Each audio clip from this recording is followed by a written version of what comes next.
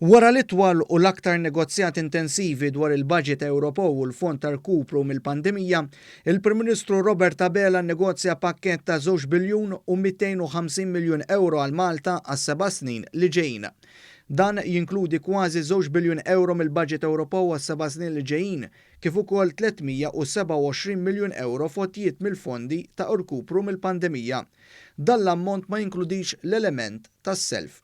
F'konferenza tal-aħbarijiet it-tlieta fil-għaxija, il-Prim Ministru Robert Abela qal li dan il-pakkett inkiseb suċċess għaliex fittixna il-persważjoni u l-konvinzjoni.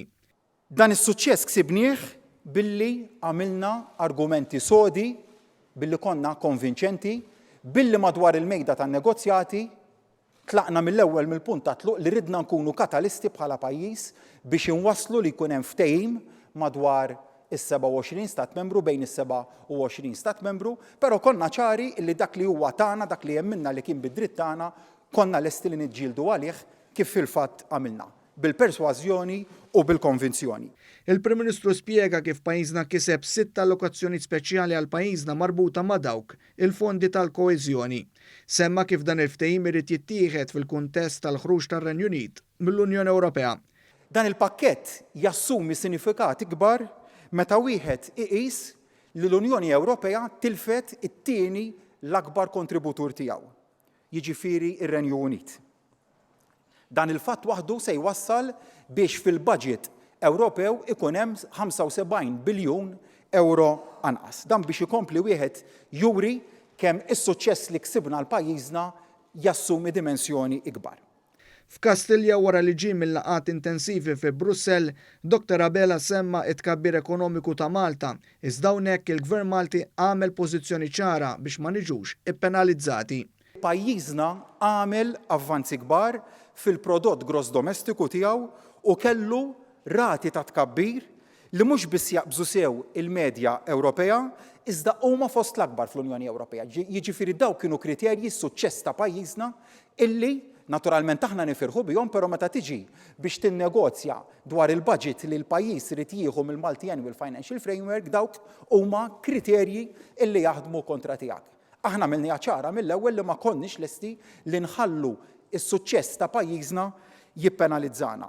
Il-Prim Ministru semma kif b'dawn il-fondi hemm 10% dedikati għal Għawdex, qal li dan il-Gvern dejjem żamm il-gżira ta' tliet għoljiet taħt il-lenti biex tikseb aktar għajnuna. Semma li l-fondi ta' politika ta' koeżjoni u l-agrikoltura żdiedu fl-aħħar il-jieli u fakkar fil-proposta tal-Kummissjoni Ewropea fl-2018 li kienet tgħid li Malta għandha tieħu ftit inqas minn 800 miljun euro. Bil-ftehim mill-ħuq pajjiżna issa se jieħu biljun 125 miljun euro. Il-Prim Ministru semma l-mekkaniżmu tas-salta ta' dritt marbut mal-fondi u qal kif pajjiżna kien konvinċenti. Mhux talli ma bżajniex illi s-saltna ta' dritt tkun wieħed mill-kriterji li permezz tagħhom jiġu allokati l-fondi, talli konna fuq qudiemnek li għadna iva s-saltna ta' dritt għandha tkun kriterju ewlieni li permezz tiegħu jiġi ġudikat jekk il-pajjiż ikunx intitolat għal fondi jew le. U hawn permezz ta' deċiżjonijiet li ħadna riċentement, deċiżjonijiet kuraġġjużi, ambizzjużi, iżda li kellna viżjoni ċara dwarhom, l-impenn tal-Gvern anka għal dak li huwa dialogu mal-istituzzjonijiet Ewropej dwar dawn ir-riformi u l-mekkaniżmu dwar is-saltna ta' dritt u dak li wettaqna diġà hawnhekk konna konvinċenti ferm. Fil-konferenza tal-aħbarijiet il-Prim Ministru aċċenna li ċifra mogħtija ta' 2 biljun u 250 miljun euro ma tinkludix self u saħaq li pajjiżna għandu l-għażla jekk jużax aktar fondi mogħtija f'forma ta' self. Qal li issa l-familji Maltin u Għawċin se jgawdu minn dawn il-fondi għal pajjiżna fi proġetti ta' fejda. Se nżidu n-nefqa fi programmi ambjentali kif ukoll f'inizjattivi biex intejbu il-livell ta' għajxin tagħna permezz ta' proġetti li jgħinuna nilħqu il-miri tagħna tat-tibdil fil-klima. Se nagħtu aktar għajnuniet soċjali permezz tal-Fond Soċjali Ewropew. Se nżidu l-infiq f'investimenti diġitali u innovattivi. Se nkunu nistgħu ninvestu iżjed fis-sigurtà ta' pajjiżna.